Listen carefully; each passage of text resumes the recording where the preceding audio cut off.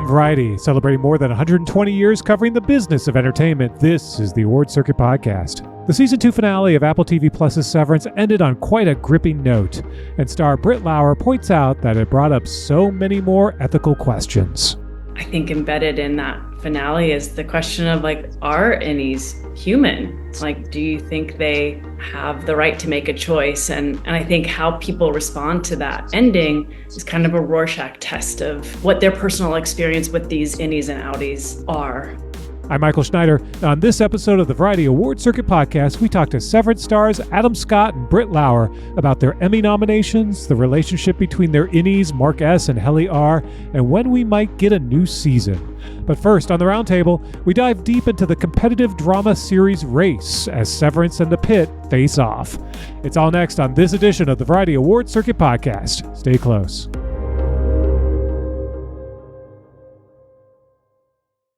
Why, hello, everybody. It is the Roundtable, and look who is back after boycotting us for a couple of weeks. Jazz Tanke is here. We've resolved whatever issues, whatever contractual issues she had. She's being well paid. There's God, right. My concert era is over. That's it. And then Clayton Davis is here as well. Yeah, I went to a concert yesterday, too. I saw Shakira. Oh. How? Did her hips lie? They do not lie. She is 47 years old. They do not lie. Wow. My God. I was exhausted for her. What a mover. Mover and shaker. Mover. There you go. Great. So, love it. That was a good show. Excellent. Well, we are kind of on the eve of voting. We're still about a week and a couple... Week and a half. Week and a half away. 12 days. So next week... the TV Academy is doing something a little different. They're calling it Televerse, and it's their sort of stab at a TV festival / convention. It all seems to be coming together very fast, but there's a lot going on at this festival. We realized, we're going to have to be there in force covering this, particularly on Saturday the 16th. They've got a lot going down, so... I don't know. I know people are like, do we really need another event? Everyone's in town for it. You get to watch the episodes again, right? Because I'm sure these episodes screened. Yeah, a lot of these panels are just screenings. A lot of them are screenings and panels. And interestingly, it's also open to the public. So it's not just for Emmy voters, but it's sort of like FYC if you could actually pay $30 or $40 to attend one of those. And so that's exactly what it is. It's at the JW Marriott at LA Live downtown. Interesting experiment. And there's a reunion or two, right? Yeah, they're reunions. Yeah, they're doing a Bones reunion and a Queer as Folk reunion. I think those are the two. But then they've got a conversation between Phil Rosenthal and Will Forte. They've got a couple of sort of interesting side events, and then they've got some industry-specific panels as well, looking at things like the future of AI, how it's impacting writing, filming in LA, inclusion. A lot of different panels, so it's jam-packed. What I gather, and so we've talked to network people and studio strategists and award strategists. There's always a debate about what happens in phase 2 and what can move the needle, and if they can move the needle or not. So some are doing it because they feel like they should have a presence. But is it something that's going to bring home 1 or 2 extra categories in the end? And it's a fair question to ask yourselves, but there's some studios that say anything is going to help move the needle, and you can never tell what moment will take place, what will garner a headline, what will push it over the edge. Oh, I have the answer. It's coming on the Award Circuit Podcast. Man, that is true. If you're not here, where are you really? You're not on stage. You're not collecting that gold statue. I'll tell you that. But no, I do hear, there's grumbling out there, obviously, in the industry that this sort of added to, already people's calendars are jam-packed. A lot of folks are in production. It's sort of, another sort of, suddenly people have to stop and drop everything and attend this for a couple of days. So I get that too. People don't remember that, like, when season's over, May and sweeps week and all that stuff. And sweeps week. That's cute. I love sweeps. Listen, I will always. Like it's 1992 again. It's like, is that still a thing? That was made very famous by Jim Carrey and Bruce Almighty, and I will always now cite it for all time. Sweeps week. Right. Which, by the way, that was always weird that they called it Sweeps week because it was Sweeps month. Sweeps was always a month. Oh, really? So, yeah. So there you go. See? Yeah. But yeah, no, I think, Oh, so then, they have their little hiatus, but then they come back to work like in August, and then they're like working.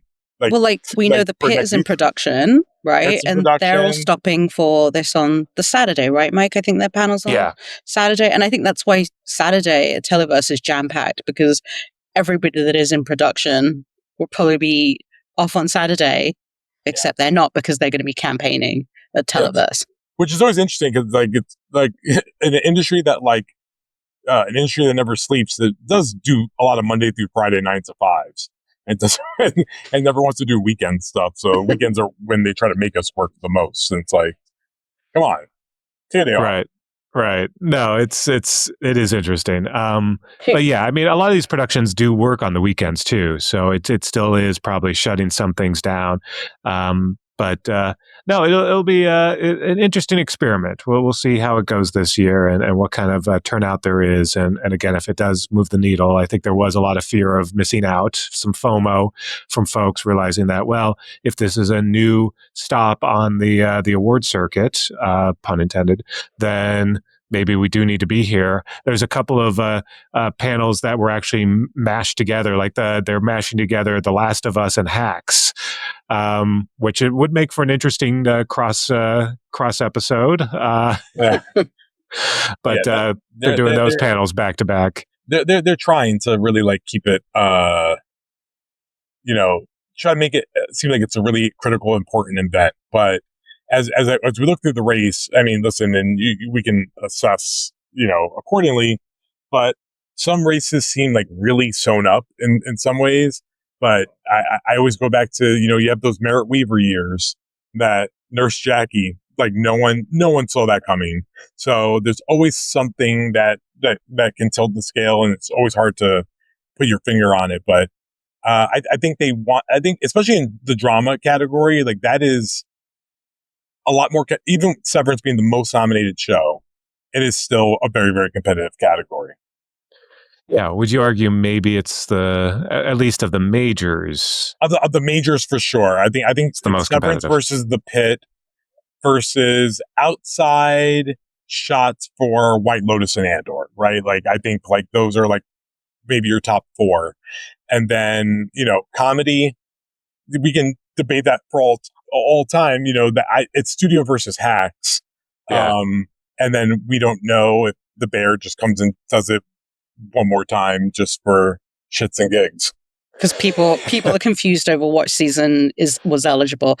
I have a question for you. Going back to the Pitt v Severance, you could look at it and be like, okay, Severance has the edge because it has the most nominations, right? But it's just the love for the Pitt. What is it that pushes the Pitt over the edge? It's mass popularity. It's one of 15 categories that's voted on by the entire Academy drama series, and Populous usually makes its way to the top. And I go back to Succession season 3 when it had 25 nominations. They went 4 for 25, and one of them was drama series. So Squid Game won directing. It won I think it won writing that year. No, it didn't win writing that year. It won directing. It won Lee Jung-jae. And I think once you get to a mass appeal, they tend to just kind of go with what they feel like they're supposed to do, or what they just feel like makes them feel good. And the Pitt was such a phenomenon that I think a lot of people I hear people just tell me I love the Pitt. I'm voting for the Pitt. A lot of people are saying they're voting for the Pitt. Yeah, well, I think part of that comes down to there's sort of the message also of the Pitt, the fact that it's a show that did 15 episodes. It's sort of, it's got the DNA of a broadcast show, even though it's on streaming. That is the secret. That's the secret sauce there. It is the most un-HBO show frontrunner that's ever existed. Like, no one acknowledged, like, it doesn't feel like a cable show at all. You would, if voters looked quickly, they think they were voting for like NBC or CBS. Yeah, I mean, it does and it doesn't. What is a cable show anymore versus a broadcast show? It's everything's kind of morphed together. But I do think they like the message of, you can do more productions, you can do it on a budget. That the industry still can be vibrant. It can still create new hits like this show, which was sort of a breakout hit in an age where it's tough to make breakout hits.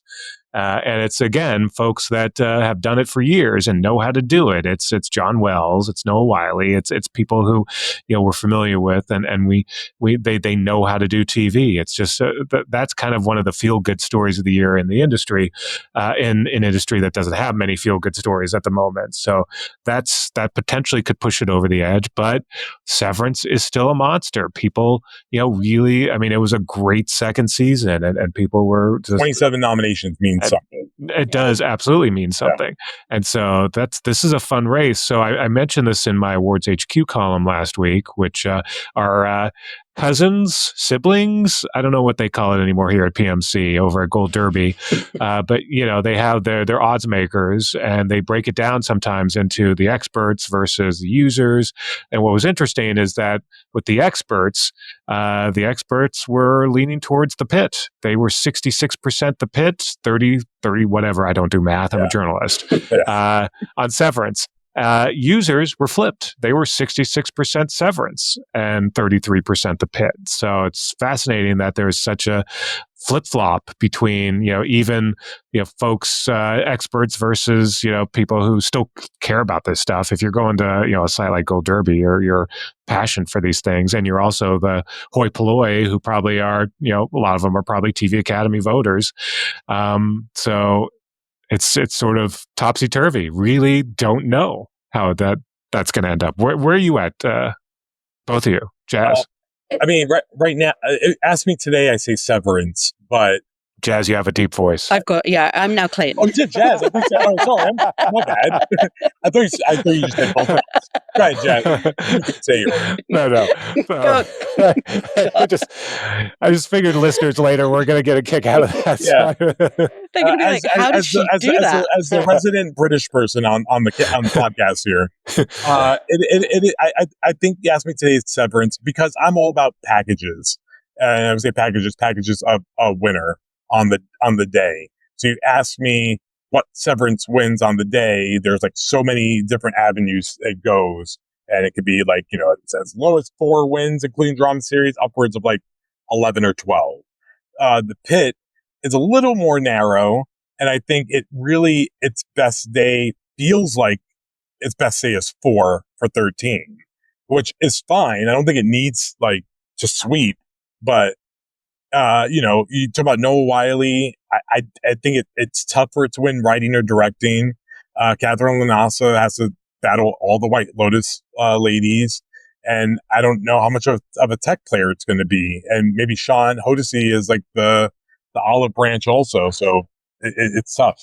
Jazz, where are you? I'm split. I think it's a split. I think, to Clayton's point, I think Noah probably gets Best Actor, but like, where else does it get in crafts? Like, I spoke with the prosthetic team, and I did a great story, and just plug in my own story. Please check it out, because we've got some incredible behind the scenes gory images, but I don't think it wins there. So like, where does it win below the line? Like, I don't feel like that corresponds with like above the line. Like, Clayton and I follow the Oscars, and like usually you can follow this trail, which is like, how many does it take home? I think right now I would go Noah for actor and Severance, because I feel like Severance is so much stronger in drama. I feel like it has, like, there's opportunities for it below the line, which I think if you're going to vote, you're going to go Severance. Yeah. I don't think you're going to split that vote. Like, you're going to give it director, you're going to give it acting. Yeah, it's also interesting for you to say. I think we're saying I'm guilty of this too. The last like month or two, we said Noah's going to win very easily, and like it's not that simple. I think it feels like it's a possibility, but we're really like there's no reason why if you think that like I do, I think Tramel Tillman is incredibly competitive. I think Britt Lauer. Well, let's why don't we get into those categories a little bit more? Because by the way, that's this week's guests are Adam Scott and Britt Lauer, and lovely, just a lot of chemistry. They're both fantastic in Severance. But let's look at their categories. So we're talking about lead actor in a drama series, and you've got Sterling K. Brown over in Paradise. Jazz is typing this up. She's gonna like, of course. Taking notes on my podcast. Someone's got to take notes. Sterling K. Brown in Paradise. You got Gary Oldman in Slow Horses. You got Pedro Pascal in The Last of Us. Adam Scott, of course, in Severance, and then Noah Wyle in The Pitt. Now, of all these folks, only Sterling has ever won an Emmy. Sterling's won 3. None of these other folks have ever won one. So it's, could be an interesting night for whoever steps up to the plate. That may also be in Noah's favor because, clearly he never won one during all those years of ER. So it's kind of an overdue award for him. Noah Wyle can't lose, or Noah Wyle can totally lose. And I look at that. I look at it. Look at Mad Men. Mad Men, what, a 4 in a row run. Like John Hamm lost for the suitcase episode. Like, right. Like sometimes they just, they gave it to him finally in the end, but they're not always, the overdue narrative doesn't work all the time. No. And what does work all the time is they love who they love, and they love Sterling K. Brown. Yeah. And I think especially because Paradise did, I argue, 4 big surprise. Sterling wasn't a surprise, but James Mars and Julianne Nicholson were for me, and then obviously got a series nom. He's an easy thing to vote for if you want to give that show something. Yeah. And don't you feel like Paradise has become a little bit of a sleeper? Like it's kind of like people are talking about Paradise. It pops up in conversation a lot. People are discovering it still. And I was going to say, don't underestimate it. Yeah. But again, like without directing or writing, like that becomes a no text. So that's always like a tough sell of it. But the Adam Scott thing, where I go to him always, I go back to Homeland season 1, and like they did Claire Danes, and we all knew they were doing Claire Danes, but then like Damian Lewis just like came in with that too, where they're just gonna go for your show. So it feels silly to me that we would think that Britt is very competitive, which I think she is. Tramel, I think, is incredibly competitive. I'd say Patty Arquette, 2-time winner, Patty Arquette. Oh, you're on a Patty name basis with Patricia Arquette. Patty Arquette. Besties now. I think she's competitive. So it'd be silly. Like, why do they stop at Adam Scott? Like, you can be J. Smith Cameron and have like very little screen time, and they pass you over in a sweep. Adam Scott isn't that. He is the show. I was going to say, can I just throw a name in here? Gary Oldman. Like, Slow Horses keeps getting nominated, right? Last year, Will Smith won, right? We didn't say, right. Like, yeah. It was quite a slap to what we expected. My God, where? I got it though. Thank you, Mike. The Gary Oldman effect. I think. Listen, if he was going to win, I feel like he really would have pulled it off last year.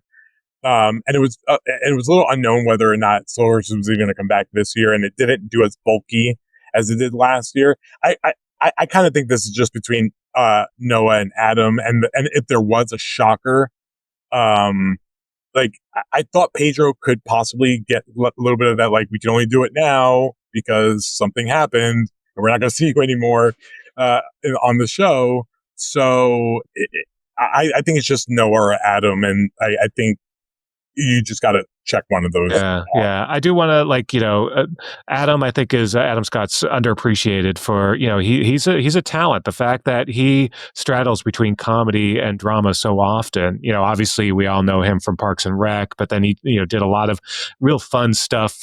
Those shorts that he used to do for Adult Swim, where they were recreating the opening credits of TV shows, was fantastic. Yeah. I mean, him and Noah have like the same appeal. Like they are both really liked in this business. I would say like there's people who are like Harrison Ford's a beloved figure. People like Adam Scott and Noah Wyle. They want to they have, you don't hear bad things about them. And so when you're like prom king, essentially, that goes a long way. It's just, we've never had, or at least in recent memory, have had two prom kings go up against each other. Yeah, and so do the prom kings cancel each other out? And go to another prom king, Sterling K. Brown? Exactly. So like... When you have so many prom kings going up against each other. Gary Oldman's only, AKA, like, semi-prickly one, but he's, like, been, like, great in the recent years. So I don't know.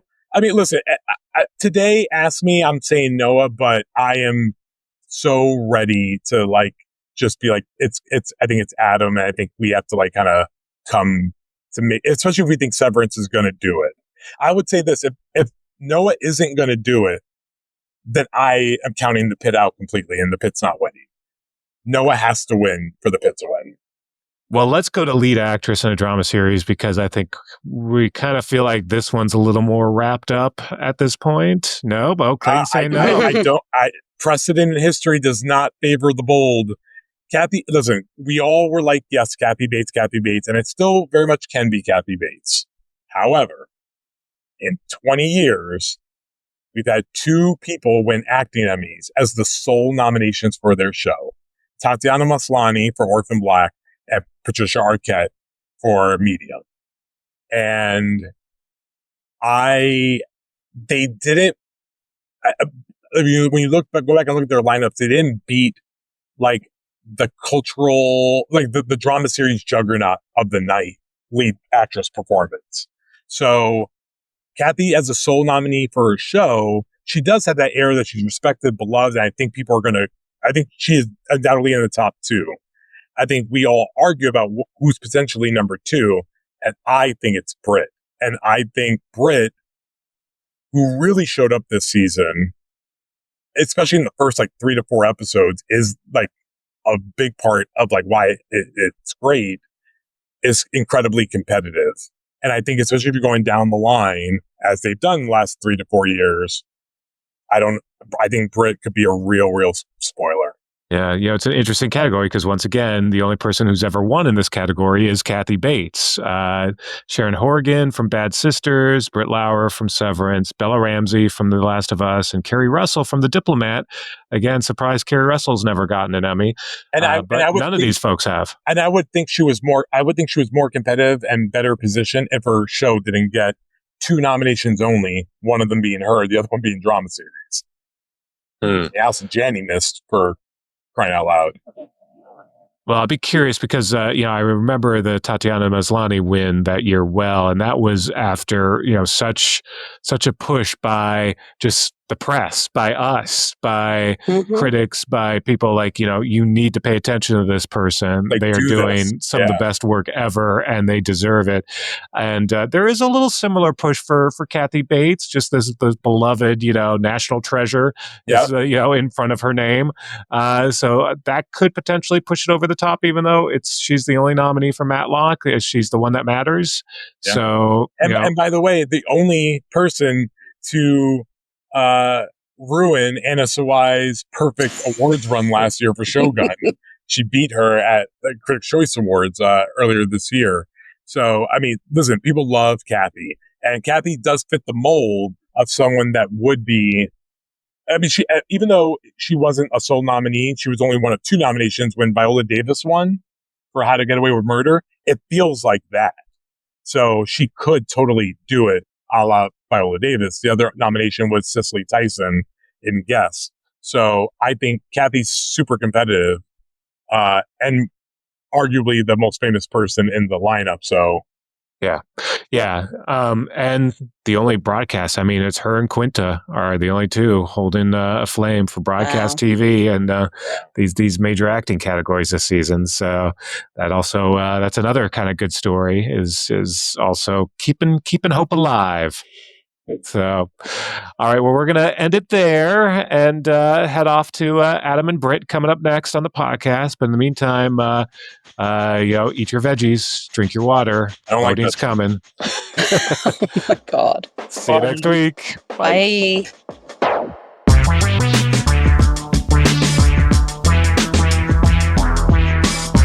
After the break, Severance stars Adam Scott and Britt Lauer. From Los Angeles, this is the Variety Award Circuit Podcast.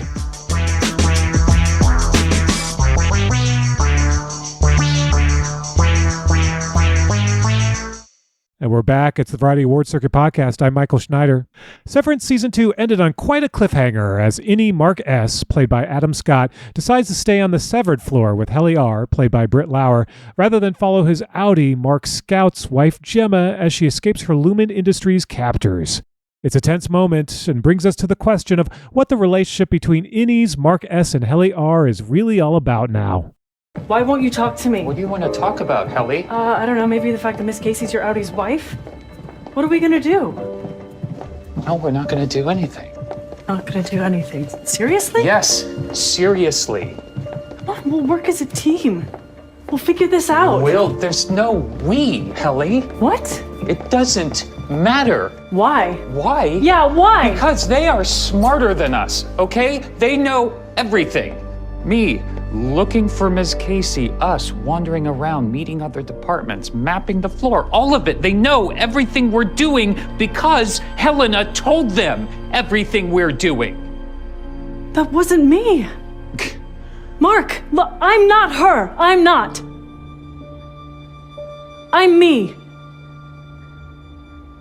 Helly. Severance scored 27 Emmy nominations this year, the most of any series, which was undeniable. The show has previously won 2 Emmys in 2022 for music composition and main title design. This time out, besides drama series, the show's nods include lead actor for Scott, lead actress for Lauer, supporting actor for Zach Cherry, Tremel Tillman, and John Turturro, supporting actress for Patricia Arquette, guest actress for Jane Alexander, Gwendolyn Christie, and Merritt Weaver, as well as writing and directing. So, is it Mark and Gemma Scout or Mark S. and Helly? Scott and Lauer stopped by the Variety Award Circuit Podcast to discuss these heady subjects and more. I began by asking them what the immediate reaction was among the cast and crew over their Emmy nomination riches. I think everyone was pretty taken aback by the sheer volume, which is just incredible and so flattering and also just gratifying because there's so many talented people who work on the show.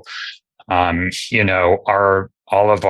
entire crew is made up of like people who are the very best at what they do. So seeing people recognized was just amazing, and also getting to see the rest of our cast acknowledged in the way they was really amazing. Yeah, a nice amount of riches, including Britt. I mean, here you are. We were just talking about back in those Northwestern days. You can never guess where things are going to go, and I don't know if Emmy nomination is ever in the back of your mind. Back when you're struggling, starting out in this business, but nonetheless, it's got to be kind of cool to now have that Emmy nominee in front of your name for all time, and who knows, maybe eventually Emmy winner. So that's got to be pretty cool. It's beyond, I think, what my wildest imagination could have been at that time in college. I was sort of imagining myself doing pinter plays and trees and, just whatever means possible. Like I just always wanted to work, and it didn't matter if it was in a cave or. I want to see you do a pinter play in a tree. Yeah, that's what I want to see. It'd be great. I know it would be great. I mean, winter in the palms. this is what when you're on a show like Severance now, sky's the limit, right? Like suddenly you can just march into Apple and say, "This is my next project."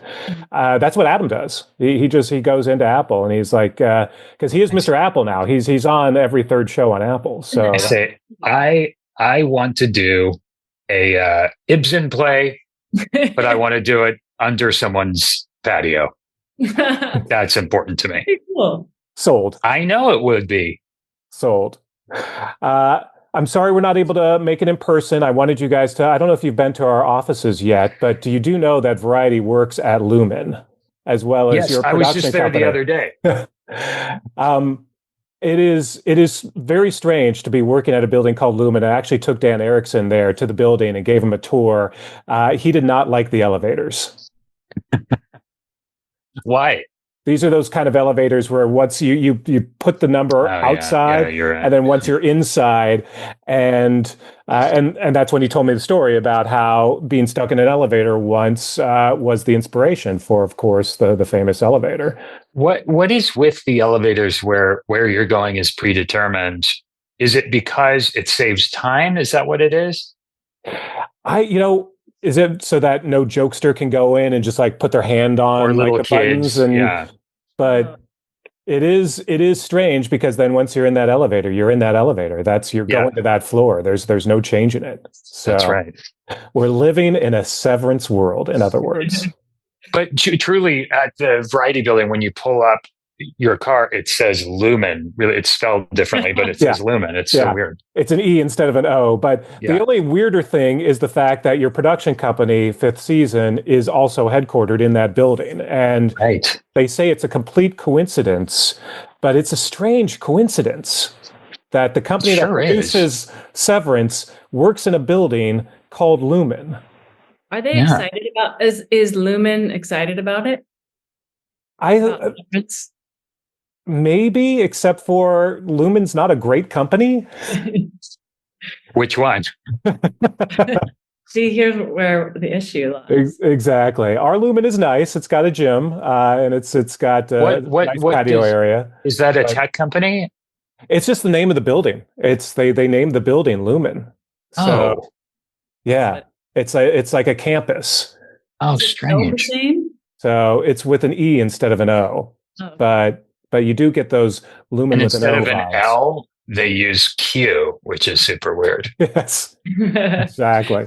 I do find that I often hear people saying like, "Oh man, the building I was in was so Lumen," or like, they'll send me a picture of like where they had lunch that day. I was like, "I had lunch at Lumen today," and I think there is this ability to kind of cosplay as an innie or is the innie world in our everyday lives because there's so many elevators, so many hallways. Yeah. No, I'm sure you get it all the time. I know talking to other folks from your show and Dan as well. It's sort of, the number one thing people want to talk about now is how awful their workplace is. So you get now that unload in addition to everything else that people probably ask you on a daily basis, like the relationship between Mark S. and Helly, which, of course, ending season 2 on such a note that I'm sure you hear a lot of theories now. You're getting a lot of interesting feedback from fans who either loved what happened at the end of season 2 or maybe think that Mark and Gemma are still the couple that we should be standing. So what are you guys hearing from the fans now? What's their passionate reaction to that season 2 ending? Britt? Well, we're so glad that they're passionate about it first most, like that the fact that the fans are engaging with these characters in such like a beautifully intense way. Like that was our goal, right? To sort of ask these big questions of like, I think embedded in that finale is the question of like, are innies human? Like, do you think they have the right to make a choice? And I think how people respond to that ending is kind of a Rorschach test of what their personal experience with these innies and outies are. And that's the greatest gift that people are excited about it. Yeah. When people would say that they were standing up in their living room, either screaming at the TV or cheering. Just the fact that they're standing up or just that engaged, that they're having a reaction, like Britt said, it's just great. We couldn't ask for anything more. Yeah, and also, we're trying to figure out, maybe there is a world where Mark S. and Helly can be together, and then also Mark and Gemma can be together. Maybe it's a weird throuple thing, but could it work? What do you think? We can stand both relationships, and I kind of do, but I don't know, how would that work in your minds? Well, anything's possible. I mean, what you, Michael, who do you root for more? Do you have a feeling one way or the other?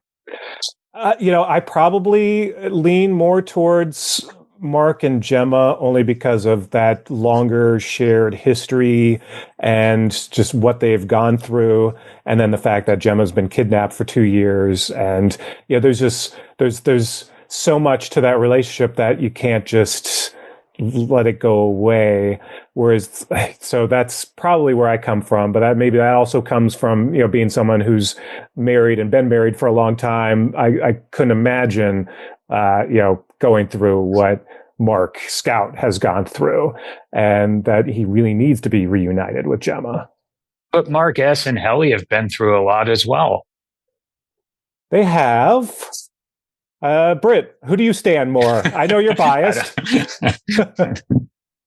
Well, I'm secretly rooting for Gemma and Helly, but that's a whole other thing. Okay. Whoa.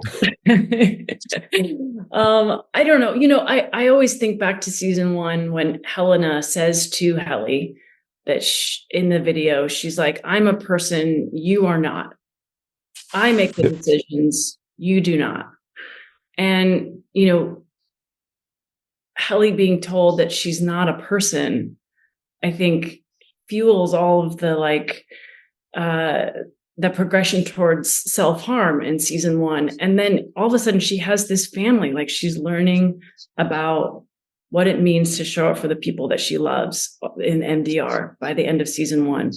And season 2 then becomes about each of these characters learning about love. That's how we, I think, understand what it is to be a human being.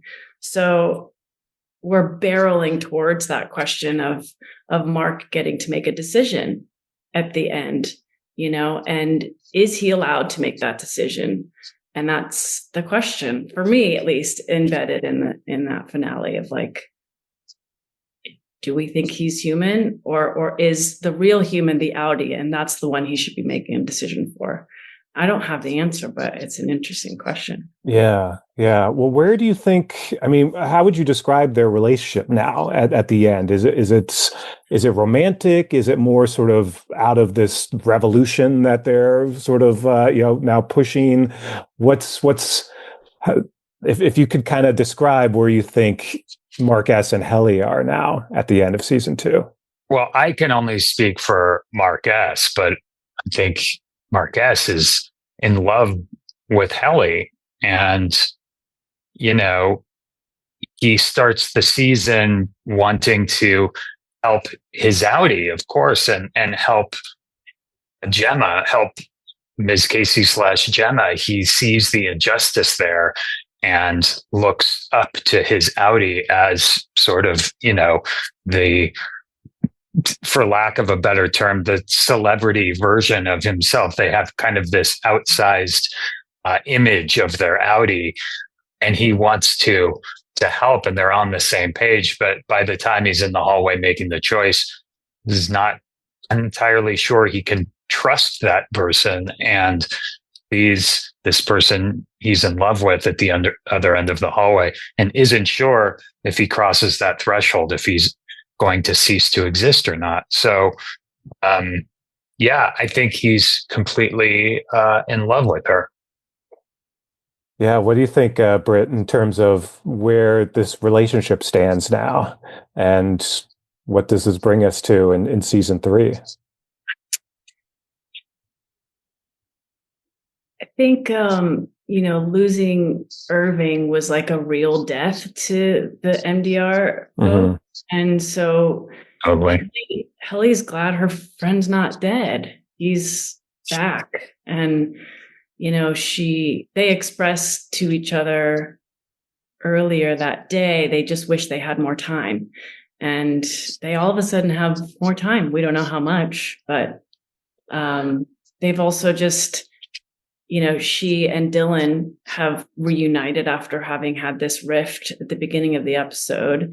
They've reunited to sort of topple over whatever's going on in MDR and kind of recruit these marching band people to help them to subdue Milchick. Yes. And there's this renewed energy of like, maybe it is possible. Maybe it's not just us. Like, and all of these people have a consciousness too.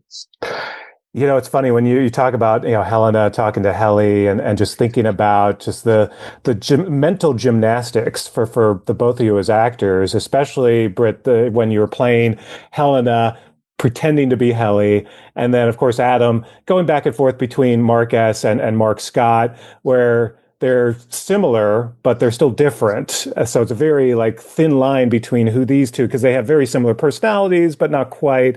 What's that been like in kind of figuring out the differences between these two? What affectations do you do? Maybe even with facial gestures or something, just to kind of remind you and maybe others that, okay, now you're playing Mark S. versus Mark Scout. Now you're playing Helena pretending to be Helly versus Helly versus Helena. That's some fine line acting that they have you going through there. Part of what was fun for me this season was getting to give Helena the task of being an actor. And so I got to decide how good of an actor she was or not, pretending to be Helly. And a lot of that was really more internal work. Where is Helena tapping into this teenage part of herself that she's totally suppressed? And how much research does she do watching the videos of the innies, leading up to this moment in time? And then, the hardest part for me was coming back to play Helly, but not the real deal. And I kept wanting to give her the catharsis of having been on the stage and then barreling into MDR and being on a mission. But the first few episodes, I had to just hold her at bay and try to pretend that she didn't have those impulses because it was Helena. And so part of me was mad. I was like, but Helly wouldn't do that. And but I'm the one doing it to myself. And then I felt bad that I was lying to Adam and Zach, John, and they would forget that I was for months nested, and it was like I was drinking Diet Coke. It felt wrong. And it is funny. So some of us were kind of wondering. There was enough of a small little glimmer of this something's off, that you could kind of tell that maybe this was coming, that twist was coming. Yeah, some folks would reach out to me afterward and they're like, I'm so sorry, I believed it was Helly. They felt really bad that they hadn't known from the start. And then once she was back, they were like, how could I have betrayed her? Yeah. Oh, Helly. It's a very, very observant fan base, I will say. People are looking at every nook and cranny of what's on screen. And people were guessing it pretty quickly. Are there ever things, though, that people look at and you're like, no, that's just a tree?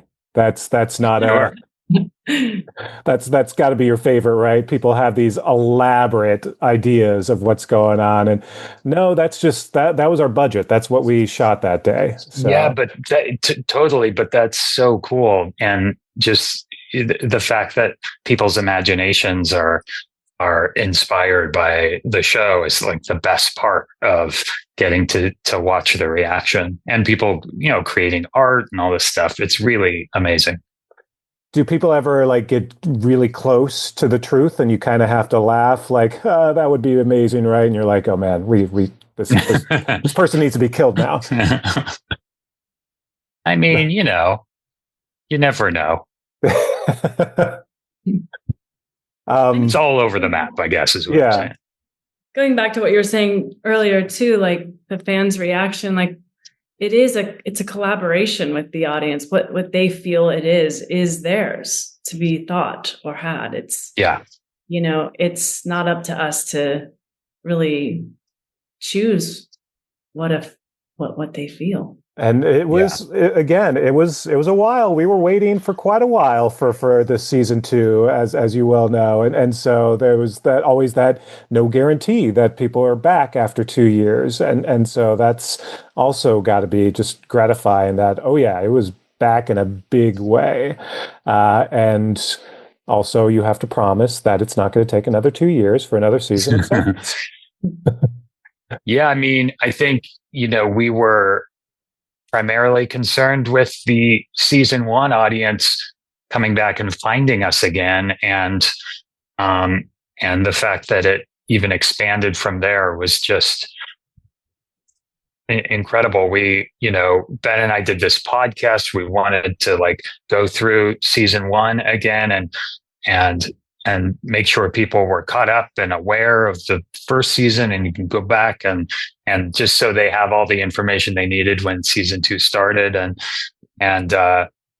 So that being the primary concern, and then it actually growing, was just this huge, incredibly fortunate coincidence that we weren't anticipating. Apple did an incredible job of pushing the show out into the world as they did the first time around too. No, I mean, and you guys were a part of a lot of that, including your sort of live art piece there at was that Grand Central Station where that was at? And they said that was canon, like all that stuff that you guys were doing in that cube was canon. So I know people have been studying just what you were doing then. I don't know. That's right. We decided it was like mid-season 1. Like between episode 2 and 3 or 4, that before things really went off the rails. It was fun. We all said we would have done it for 3 or 4 more hours. It was genuinely cool. They had to drag us out of there. We did it for 3 hours? Yeah. But we would have kept going. I just wanted to keep throwing things at you, Adam. I know. Britt would not stop breaking my computer, A, and then B, throwing paper clips and erasers. And it was abhorrent behavior, I have to say. That was full on Helly, though. That was pure Helly. Yeah. Oh, sure. So that was an average day on the severed floor. That's right. Was Adam doing magic tricks with pen caps, That's right.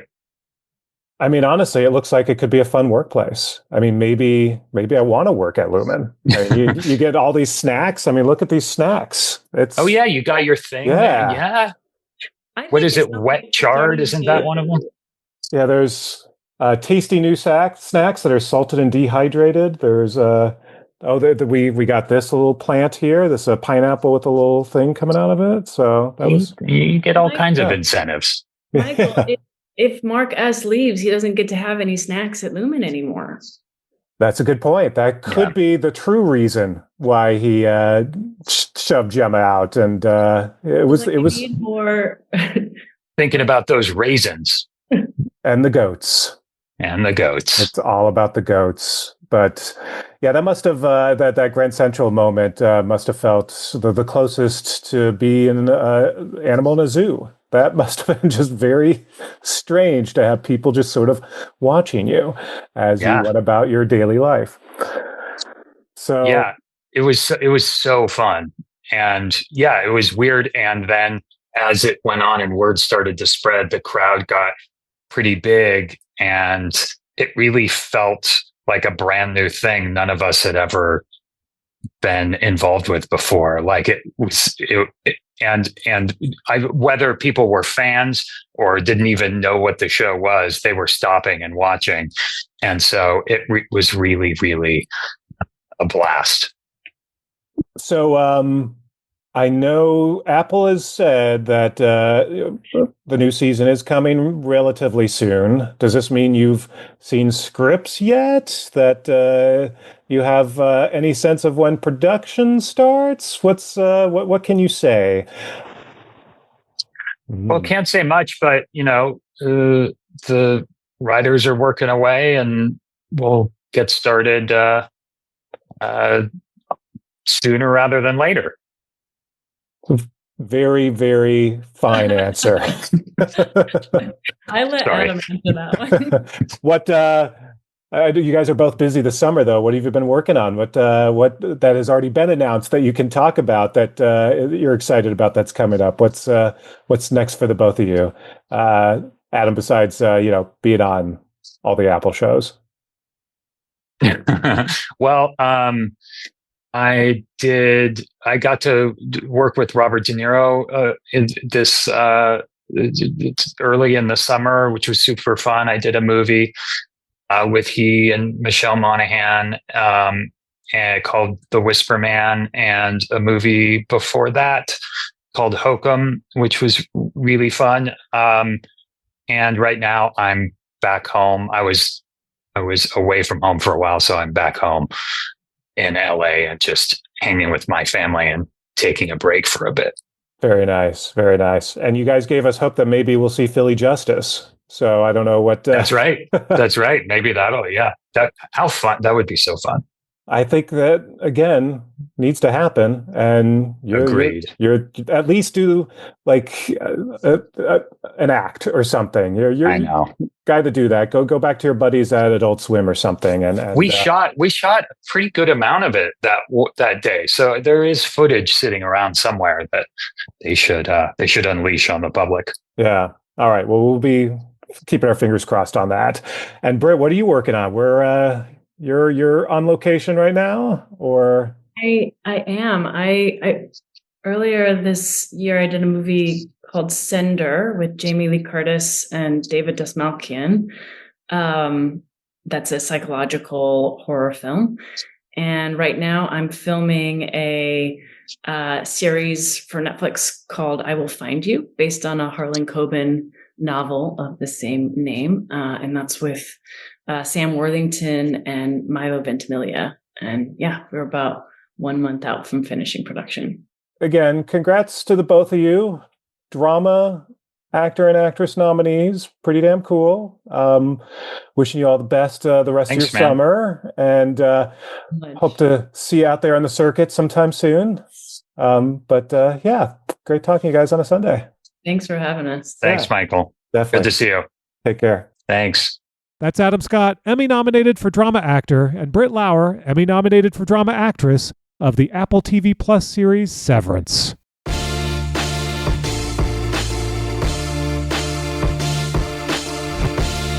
And that's it for this edition of Variety's Award Circuit Podcast. Michael Schneider is the producer and Aaron Greenwald is the editor. Be sure to subscribe to the Award Circuit Podcast on Apple Podcasts, Spotify, or wherever you download podcasts. Also, head on over to Variety.com and click on the Award Circuit tab to find the latest awards predictions and key races, as well as your daily fix of news, analysis, and reviews. For Jazz Tanke, Emily Longaretta, and Clayton Davis, I'm Michael Schneider, and we'll see you on the circuit.